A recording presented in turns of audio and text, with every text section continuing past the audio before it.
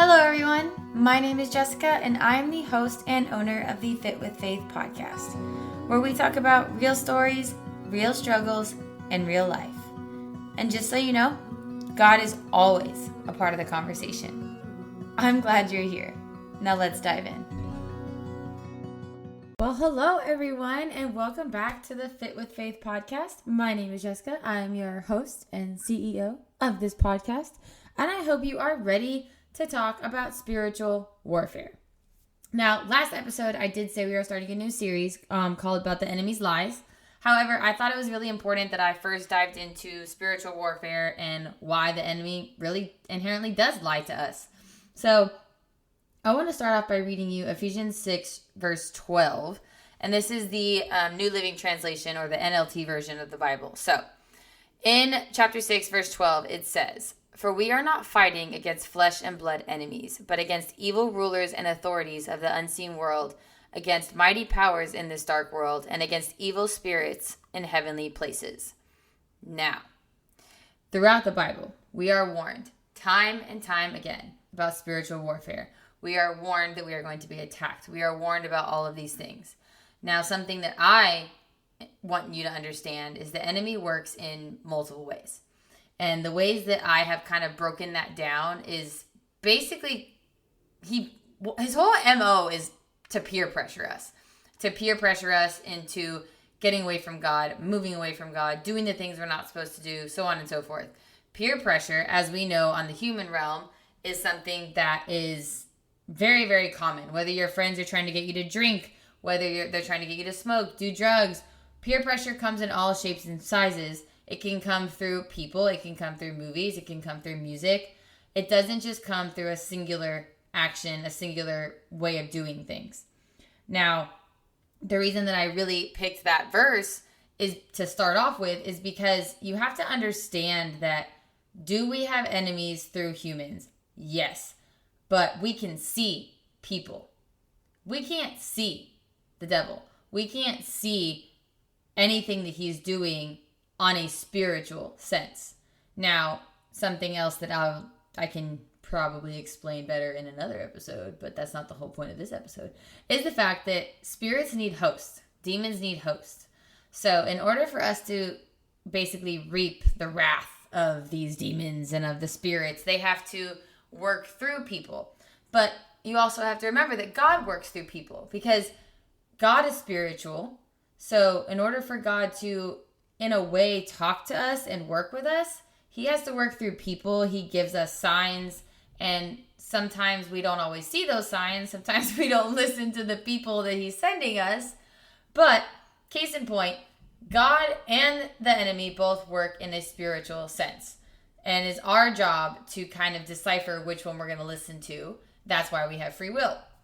Now, what I want to break down for you as far as spiritual warfare goes and the peer pressure is that there's multiple steps that I feel that he takes in order to peer pressure us and to pull us away from God. And it's funny because Pastor Stephen actually talked about this the other day in church, and whereas I call it tricks, he called it traps. And there was just so many similarities in what he said the other day that I was literally sitting there in church with like my mouth wide open, and I was like, you did not, you just said the things that I've been saying, because I went a whole week on TikTok literally talking about this. Like every day I broke it down even more and more. It's like the first day was spiritual warfare. Second day was step 1. Second day was step 2. Like I just kept going with it. And then I get to church on Sunday and I was like, okay, fine. Just take my whole week of worth of TikTok lives talking to people about the enemy and put it into one sermon. By all means, do it. And did he say it in a different sense than what I said? Yes, but there was so many similarities that I just was like, okay, I have to talk about this on the podcast. Like, I have to talk about it before I go into the enemy's lies. So, step 1 that I feel like the enemy does is he tricks us. So his whole, like we said, his whole game plan is to pull us away from God, to make us feel like we're less than, to make us feel like we're not enough, to make us feel like we can't be saved, that we're not forgiven, that we're not loved, all of these things and all of these lies that he tells us that we're going to break down in further episodes. He has to do it through a series of actions and a series of deception. And I think the first one is he tricks us because he makes us forget where we come from. And where do we come from? We come from God. He makes us inherently forget that God created us, God designed us, and it is through God that we get our identity. And he tricks us by using our life, by using pain, by using failures, mistakes, the people around us. Whatever it is, there is always some sort of trick. And then following up with that is the confusion of whether, is it right? Is it wrong? Should I be doing this? Should I not be doing this? Because when you get confused, you can be easily intimidated, which is what he does next. He intimidates you with the people around you, with your friends, with thinking that, oh, everyone else is doing it, so it must be normal. Or you give in to your friends because they're your friends, right? They should have your best interest at heart. Well, what if they don't? And there comes in the sense of weakness. For example, like not wanting to be alone. That's a weakness. Not being able to say no to your friends because they're your friends. That's a weakness. And that comes through the intimidation. And then the last thing that I talked about on live was how to really inherently stick to your truth. Because if you recognize the trick, if you recognize the confusion, the intimidation, and the weaknesses, and you give God your weaknesses, then what does the enemy have to do?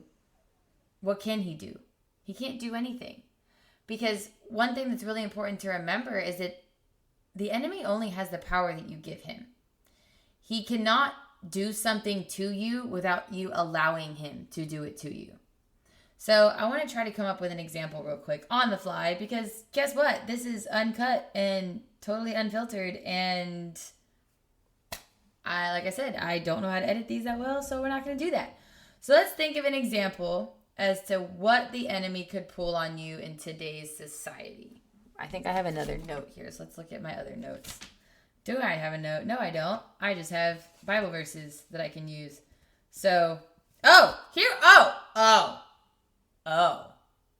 perfect example. Well, maybe. We'll see how far this goes. I might have to rewind. But let's start with the first trick that the enemy ever pulled is by tricking Eve to eat the fruit from the tree. Ooh, here we go. Now my brain's coming back to me. Okay, so we are lucky enough to have the Bible, to have preachers, to have religion, to have a way to study the Word of God. We are lucky enough to have examples through the Word of God about how to defeat the enemy, what the enemy tries to pull on us, and all of these things. Well, let's flash back to Genesis chapter 3, verse 1. The serpent was the shrewdest of all the wild animals the Lord God had made. One day he asked the woman, "Did God really say you must not eat the fruit from any of the trees in the garden?" And if you know the Bible, Eve said that she could eat any of the fruit, but just not from this one tree. So then what did the serpent follow up with? Well, why not that tree? Why not that one? And she said, because what God said was just don't do it, basically. I'm very much simplifying things, but God basically just told her and Adam, hey, you can eat whatever you want, just don't eat from that tree. Why, God? Just don't do it. Trust me, don't do it. And then in order for the enemy to get into her head, first he had to trick her into saying like, oh, did he really say you can't eat from any of the trees? And she said, no, just that one. And then he confused her by furthering, why not that one? And then he intimidated her by saying, I'm again, very much simplifying this, saying something along the lines of, well, he must not want you to know something. He must be hiding something from you. And there's the intimidation. Well, what do I not know? What am I not supposed to know? I don't understand. And what is her weakness? The fact that she didn't know. So was she able to kind of like stand her ground and say, no, he told me I can't eat from that tree because it'll give me the knowledge of good and evil and it'll ruin my life and da-da-da-da and it'll doom all society to be living with sin. No, she didn't know that.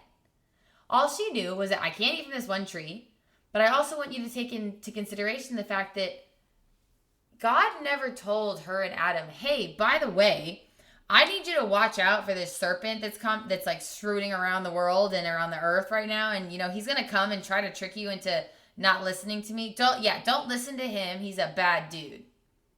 No, they didn't have that warning.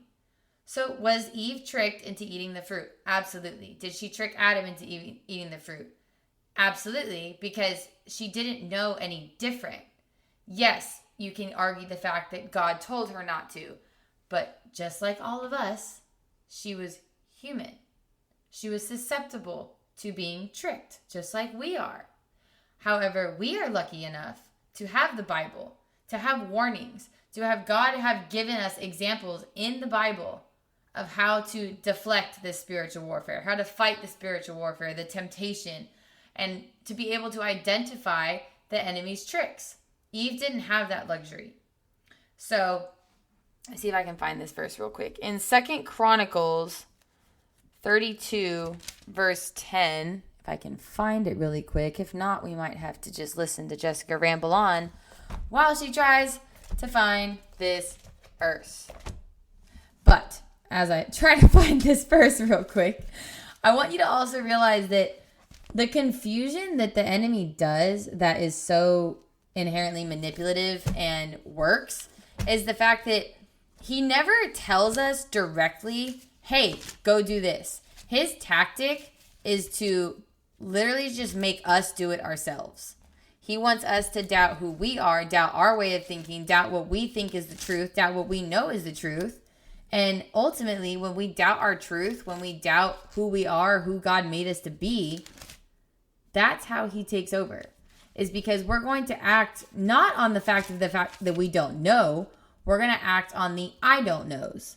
So the confusion is when you do act on the I don't know.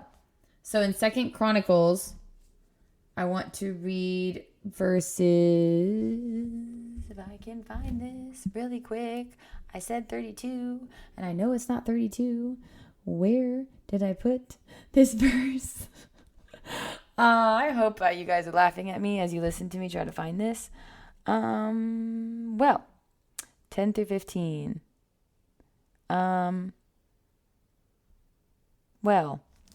Did Jessica just fail? A little bit, because I wrote down the wrong number. But you get the point. I think it was 1 Chronicles. I don't know. For the love of Pete, I'm sorry. I was in such a groove and then I messed myself up. But case in point, you understand that it was just evidence to prove that he makes you question yourself, which I did provide that. So that is what you need to remember, is that the enemy cannot make you do anything. What happens is he tricks us into being so confused that we act on our I don't know. And through that I don't know, that's oftentimes how we fall away from God, because Eve didn't know why she wasn't supposed to eat the fruit. She also didn't know that the enemy was going to attack her. So the next step that he does, like I said, is the intimidation factor. And in the intimidation part of things, the enemy will try to belittle you, try to bring you down. And to do so, he uses sometimes people around you. He uses sometimes the most obvious of things as to get you to be intimidated. So, like say, for example, you're out with your friends, but you want to stop drinking. You've trying to make this commitment to yourself to stop drinking, yet all your friends are drinking around you. And because you don't want to be left out, or maybe you are feeling left out, and because you're already feeling inherently left out, and one of them says, hey man, like, why don't you just get a drink? Like, it's not a big deal. It's just one. No, man, I'm really trying not to drink. Da-da-da. Dude, seriously? Like, you're going to be the only one not drinking. And then you drink. So what was that? That was literally intimidation. That's all that was your friend intimidating you. And that's, again, a form of peer pressure, which is what the enemy does. That's how he gets us to act out. That's how he gets us to fall away from God, is through his peer pressure. And for that one, I did write down the correct verse number. So Joshua 17, verse 16. The descendants of Joseph responded, it's true that the hill country is not large enough for us, but all the Canaanites in the lowlands have iron chariots, both those in Bethshan and its surrounding settlements. For those in the valley of Jezreel, they are too strong for us. So if you recall this story, this is when they were deciding whether or not to go into the promised land. And Joshua sent two people soldiers to go check it out. And then they came back saying that when they really didn't know inherently the truth. This was just their observation. They were intimidated by how strong they thought the enemy was that they were trying to face, and that they didn't have enough soldiers, they didn't have enough people. But really what those soldiers didn't know and what they doubted was how strong God was. Because if God says you can do something, you can do it. The enemy's going to try to come and convince you that you can't. But if God says it, God will do it. Just like in the New Elevation song, if he told the stone to roll away, and it did, he will again. If he told the bones come alive, and he did, it will again. And you get it. If he told the sea to part, and it did, he will again. So if God says it, if God spoke it over you, if God promised you something, if God gives you the ability to do something, you can do it. Will you be scared? Possibly. But if you rely on the strength that God gave you and the promise of God and the fact that he spoke it over you, just like we're all here for a purpose, yeah, that's your truth. You are here for a purpose. You're here for a reason. And you should never let anyone ever convince you that you're not. You should never let anyone make you doubt whether or not you have a purpose, whether or not you're supposed to be here. Because if you weren't supposed to be here, you wouldn't be here. But you are here. So you do have a purpose. And despite what everyone wants to say, and despite all the things that you say, you even say to yourself that you're not good enough, that you're not this, you're not that. God says you're more than enough. So that is why I want to dismantle the enemy's lies, is because there are so many promises in the Bible telling you about your truth, about your value. But by golly, for some reason, we just doubt ourselves all the time. And it's because the enemy is so prevalent on this earth, and he makes us doubt ourselves, and he uses so many different tactics to do it. And you know what's funny? Let me say this before I speak about my weaknesses factor. You know, when we were kids, and I did say this on TikTok, when we were kids, we were in DARE class. What was the whole point of DARE class? Is to help you avoid peer pressure from drugs. So I said on TikTok, and I'm actually going to look this up real quick. I have my phone next to me because I don't want to misspeak. So I said that the new form of DARE as an adult, hold on, let me let my captions load real quick, that DARE in today's society stands for, as I watch my video, let's see what I said so I can get it correctly. I said that we went through DARE class. Continue. Come on, Jessica. So DARE stands for Drug Abuse Resistance Education. So I want you to think about today, we have the Devil Abuse Resistance Education from the Bible. We were taught as kids to avoid peer pressure. As adults, every day we fall into peer pressure. And the biggest and baddest part of peer pressure is using our weaknesses against us. And the enemy does that all the time. Oh, you're lonely? Let me make you feel more alone. Oh, you're sad? Let me make you feel more sad. You, like I said, you don't act on your I don't knows. Don't act on your feelings. Because where you may think you're weak, God says in the Bible, my strength is made perfect in your weakness.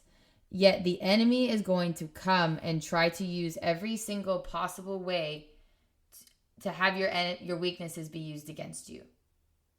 And I'm sure you've had that happen in your real life, where you've had a friend or someone else use something that you're insecure about as a way to bother you, as a way to get to you. And it sucks, does it not? But we oftentimes fall victim to it. Whether someone's making you feel even more insecure, even more anxious, even more sad, even more depressed. Because you haven't given God your weaknesses. And in Judges chapter 16, verse 5, this is an example of weaknesses. The rulers of the Philistines went to her and said, entice Samson to tell you what makes him so strong and how he can be overpowered and tied up securely. Then each of us will give you 1,100 pieces of silver. So if you remember that story, it was Samson's hair. And when she finally cut his hair, he lost his power.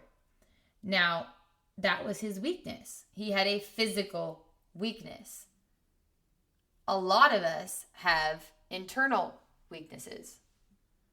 And we do that and we form these because of what we think to ourselves, what we think about ourselves, what we say to ourselves.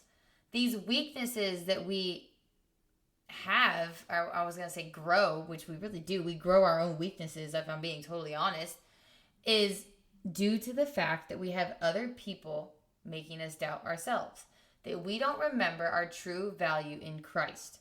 So these weaknesses that we come up with and that we string along and we grow inside of ourselves in our own psyche and our own mentality that, oh, I'm not smart enough. Oh, I'm not this. I'm not that. I'm not this. I'm not that. I'm not good enough. We have our devil, abuse, resistance, education in the Bible. God tells us time and time again, do not be afraid. Do not be afraid, for I am with you. I will be with you wherever you go. You are fearfully and wonderfully made. You are made in my image and likeness. You are loved. You are promised. You are saved. You have salvation. And for Pete's sake, y'all, Jesus Christ came and died for us so that we could be saved. And there's so many people on this earth that still say to themselves, I'm not enough. I'm not good enough. Well, newsflash. You are so loved and quote unquote good enough that Jesus came down, lived a life like we live with immense more hurt and pain. And he died for you and me and everyone else on this earth. Were we deserving of Jesus' sacrifice? Absolutely not. Jesus was nailed to a cross with a crown of thorns, stabbed in the sides. Stuff was thrown at him. Stuff was yelled at him. And he still said, Father, forgive them, for they do not know what they do. And he still sacrificed himself for us. So stop telling yourself that you're not good enough, that you're not strong enough, that you're not pretty enough, that you're not handsome enough, that you don't have enough muscle, that you're not young enough, you're not old enough, you're not smart enough. All of these things that you tell yourself do not come from God. They come from the enemy. And you are allowing him to control you based off of your own internal dialogue. Start speaking positivity over yourself, because spiritual warfare is a 24/7, 25/8 war. It does not end. But you can be on the upper hand of things if you start realizing what God spoke about you and you start really internally having faith in what God says about you, why he created you, and who you are made to be. And you are made in God's image and likeness. That is your truth. Along with the fact, like my favorite verse, you are fearfully and wonderfully made. Start looking at yourself in the mirror and telling yourself things you like about yourself instead of things you don't like. Start loving on yourself. I look good today. I slept well today. I feel good today. I made it to the gym today. I read a book today. Little accomplishments, little compliments that you can give yourself, man, your whole attitude will start to change if you can just start loving who you are made to be. Now, do you know your purpose? Maybe not. But I can guarantee you'll be a heck of a lot closer if you start believing that you have one. And with that being said, I hope you come back for next week, because we are really going to be diving into lie number 1. I'm not enough. Whew. And I'll tell you what, that's gonna be a hefty one. I did write down my Bible verses for that one. So I have my stuff ready. So I hope you come back. I hope you enjoyed this podcast episode. And until next time, don't forget, you are fearfully and wonderfully made. Till next time. Thank you so much for listening to the Fit with Faith podcast. I really hope you enjoyed the episode, and I hope you come back next week. Until then, have a good one.